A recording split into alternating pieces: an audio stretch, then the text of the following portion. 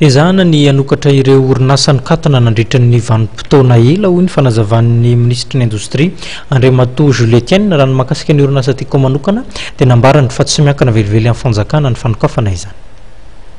Miankina amin'ny fianakaviana Ravalomanana, tompon'ny orinasa, araka ny fanazavana ny eto ministra ny indostria ny fanokafana ny orinasa Tsiko. No marian'ny ministra Julietienne Roland fa tsy misy ihany koa ny fifanarahana manokana izay nataony tamin'Andriamatoa Marc Ravalomanana filoham-pirenena teo aloha. Teny momba sasany hoe inona ny fiarahany Ravalomanana Julietienne dia tsy misy an'izay mihitsy ny hafa tena resaka hoe usine io misy 30 000 emploi ary misy zava-bita malagasy izay zavatra tena naoviana zavatra nafaly anao tout de suite raha resaka an'igny ao efa nisy groupe matanjaka any ivelany nanoratra amina fa ny fanoana ny fisokafandray moa miankina amin'ny tompony sy izay fanarahany tompony any amin'ny inona moa zany any amin'ny bailleur de fonds na partenaire possible fa indray zany sy ana finiavako dia nanokatra azy.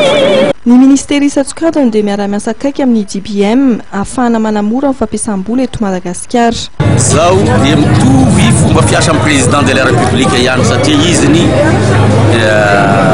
filoham-pirenena ny azy dia mitandrina izy hoe amina zavatra atao zay zany amin'ireo usine hoasanganareo na dia manana olona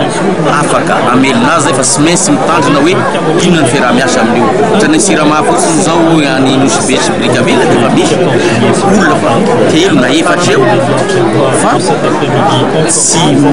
miezakazaka zay fa tsy misalamina tsara hoe iza ny tena ifandray amintsika amin'ny fiaraha-miasa ary amin'ny piasa izy ny anangany any usine aingana ohatrakan'izay le izy fa sy fa na zany mahavelom-bolo zany na resaka hoe na sy démarre eny fa be dehibe koa partenaire na pakistanais na indien na chinois na italien amelona an'ireo usine sy par exemple sy démarre rehetra